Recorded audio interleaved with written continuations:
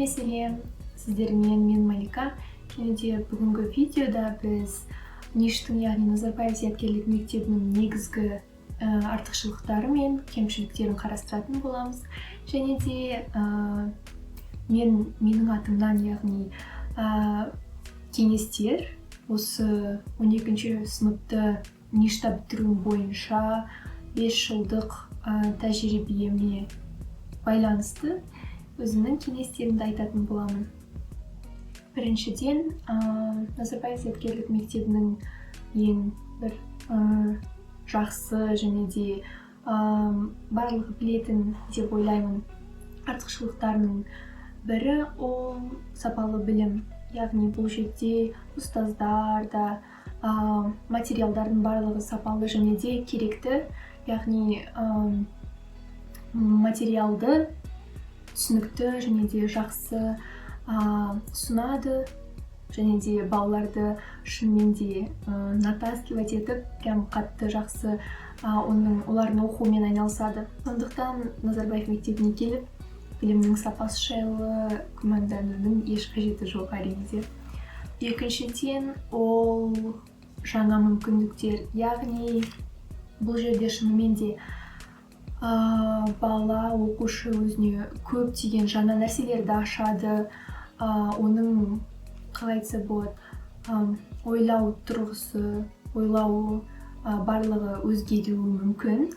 Және де жақсы жаққа көп әлемден жаңалықтарды білетін боламыз.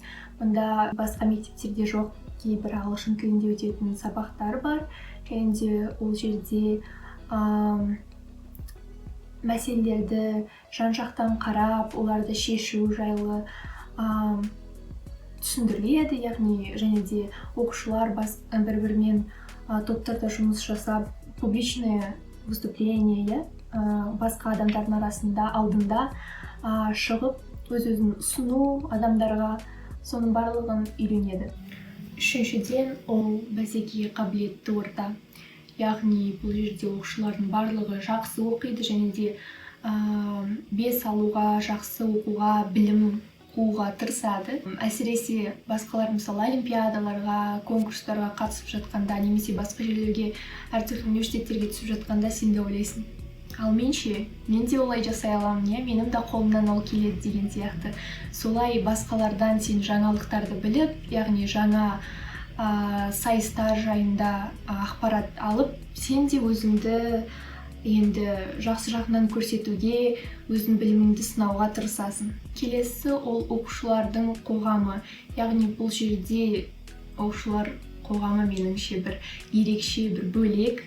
Біздің мектепте, яғни көп оқушылар ашық, әрдайым бір-бірлеріне көмектесіп, сол жақсы білімге, жетістіктерге жетуге ұмтылып жүреді.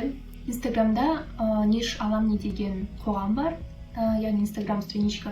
Және де сол жерде ништарды бітіріп кеткен түлектер басқа оқушыларға, яғни қазір оқып жатқандарға жаңа ақпарат беріп, яғни өздерінің қазір қандай университетте оқып жатыр, сол жайлы бөлісіп, әртүрлі тағы да конкурстар туралы тоже, кажется, сол жайлы информация жазып, сол страничкаға барлығы бір-біріне көмектесіп жатады. Және де қазірде олар бір-бірімен, осы түлектер уже әртүрлі қалаларда бірге кездесіп, сондай митингтер өткізеді және де встречи, және де бір әртүрлі активитис ойлап тауып, түрлі жерлерге, мысалы пикникқа, кемпинг сияқты нәрселер жасайды. Және де бұл өте қызықты әрі керемет деп ойлаймын. Осы ништі бітіріп кетсе де, ол түлектер, яғни адамдар әлі күнге дейін бір-бірімен араласып, сөйлесіп тұрады. Ал енді кемшіліктерге келетін болсақ, ол біріншісі хронический недосып, немесе ұйқың қанбау. Шынында да біздің мектепте нагрузка көп, бірақ оны егер тайм-менеджмент жақсы болса, онда ешқандай қиындықсыз барлығы жақсы болады. Бірақ кейде бір маңызды дедлайндар кезде сен олар жайлы ұмытып кетіп, немесе басқа достармен бір жерде қыдырып, немесе сабаққа немқұрайлы қарап жүрсең, одан кейін осы дедлайн келген кезде, жұмысты бітіру керек кезде, сен түні бойы, таңертең түні бойы барлық сол материалдарды жинап, өзің проектіңді жасап, жазуға өте көп уақыт кетеді, оны тексеруге де. Сөйтіп көбінің ұйқылары қанбайды, немесе олар тіптен ұйықтамайды, сөйтіп өздерінің режимдарын барлығын бұзады, және де бұл өте жаман. Екіншісі, ол кейде болуы мүмкін, яғни мұғалімдер жағынан кішкене қысым болуы мүмкін. Мысалы, басқа, әрине негізінде бұл барлық мектептерде кездесетін жағдай, яғни басқа сыныптармен кейде салыстырып, басқа оқушылармен, әсіресе олимпиадник адамдармен. Егер сен нешті олимпиадник болсан, ол күшті, прям керемет. Және де ол енді олимпиадник балалар өздерін қандай пән бойынша олимпиадаға қатысады, содан жақсы енді разбираются, да, ол пәнді жақсы біледі, сондықтан басқа оқушылар оларды қуып жетіп алу керек, чтобы мұғалім оларға қайта-қайта деп, менің олимпиадник балаларыма қараңдар деп айтпады. Тағы келесі, ол бассейн жоқ.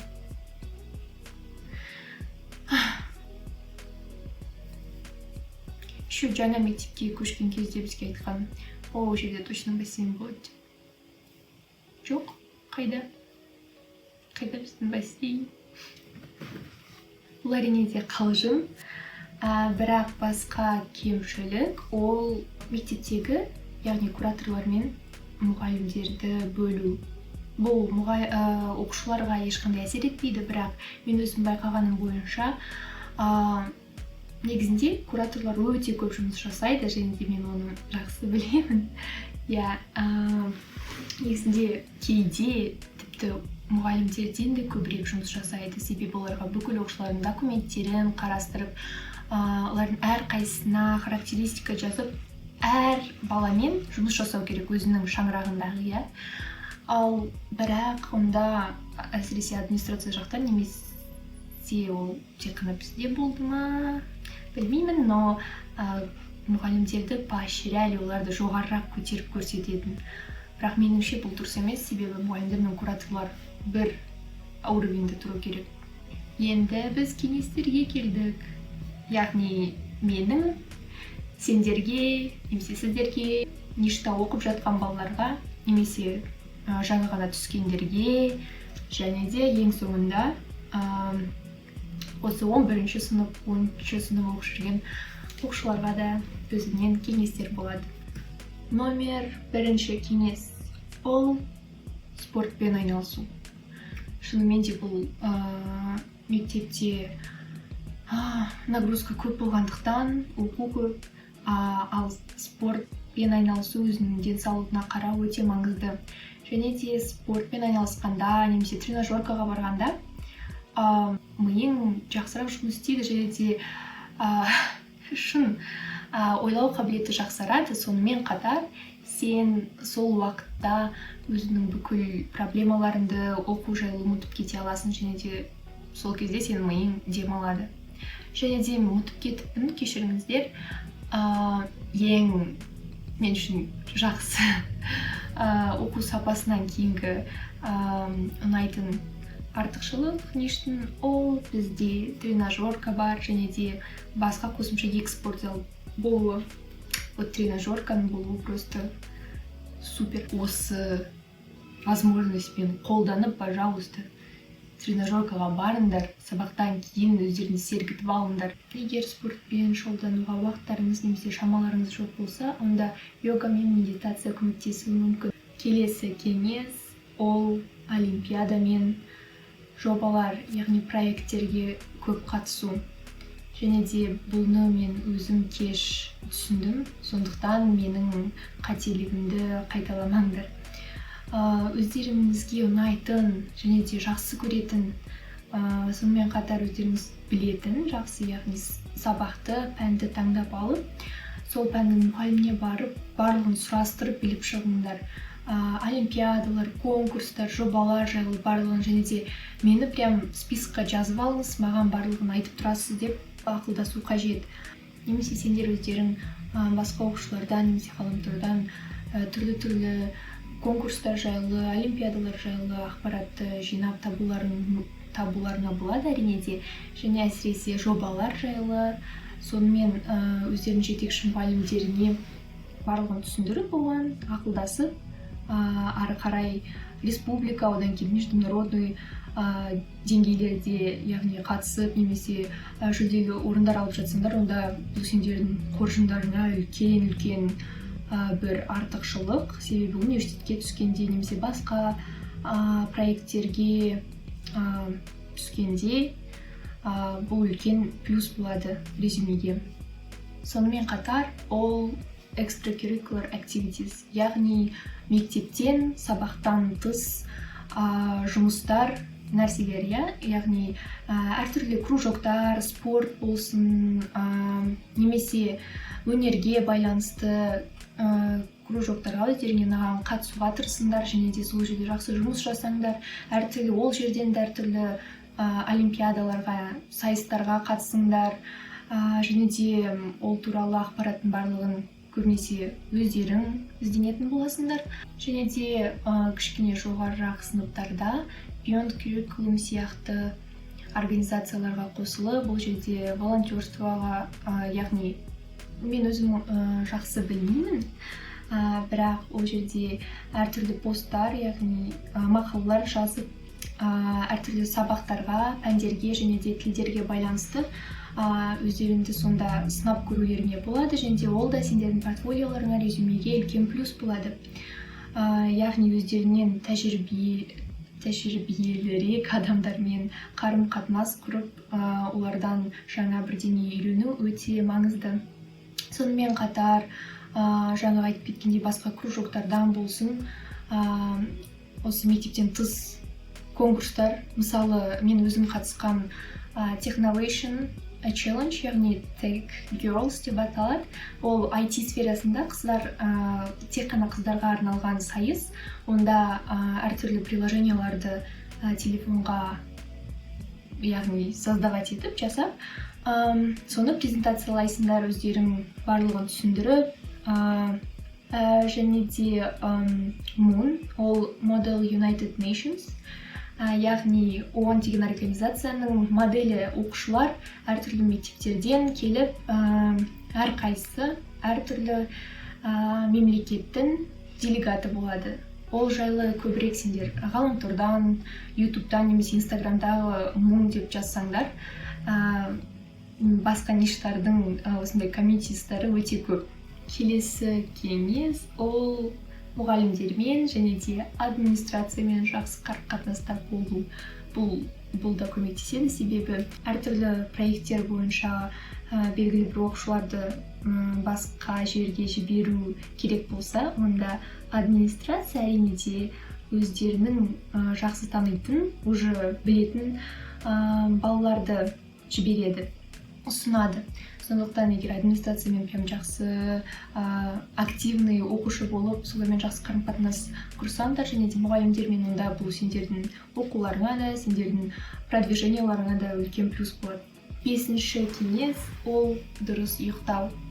Бұл өте маңызды нәрсе, себебі сабақта, мектепте сен өте көп ақпарат жинайсың, білім аласың, және де оның барлығы миыңда қорытылып сақталу үшін дұрыс ұйықтау қажет. Сонымен қатар, кейбір балалар, мысалы, таңға дейін тайм-менеджменттері немесе жаман болады, немесе таңға дейін өздерінің достарымен ойын ойнап отырып, мектепке өте шаршап келеді, олардың көңіл-күйлері де жаман болғандықтан ақпаратты миға қабылдауда қиынырақ. Сондықтан сабақты жақсы оқып, көңіл-күйлерің жақсырақ болған қаласаңдар, онда дұрыс ұйықтаңдар.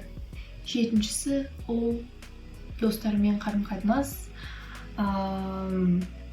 өмірдің қызығын көру, барып қыдыру, далада достармен бірге сөйлесу, қарым-қатынастар құру. Бұл да маңызды жағдай.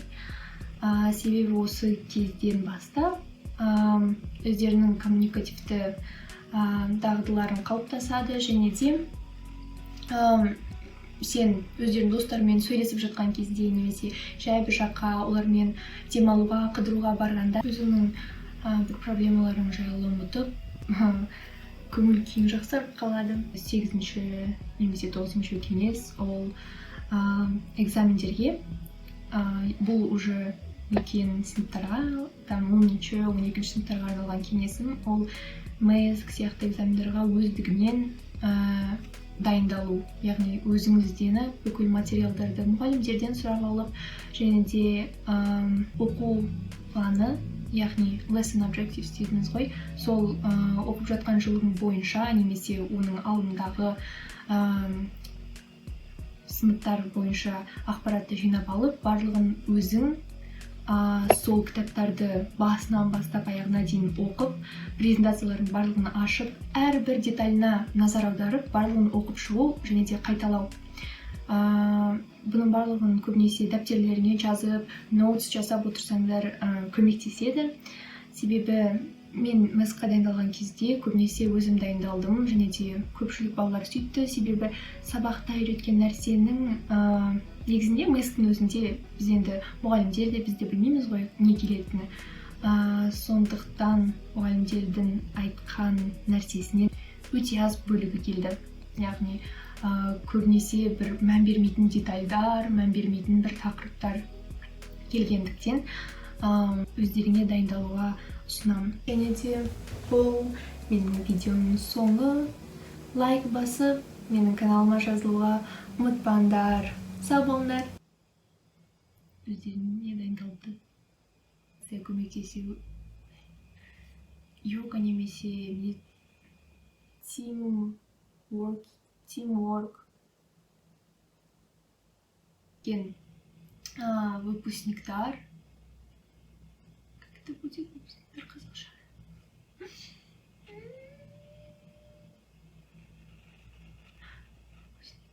Тілек. Бір-бірімен keep in touch. Keep in touch, это как будет қазақша?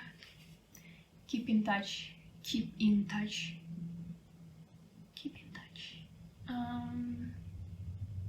Бір-бірімен keep in touch. Бір кішкене pressure, қысым.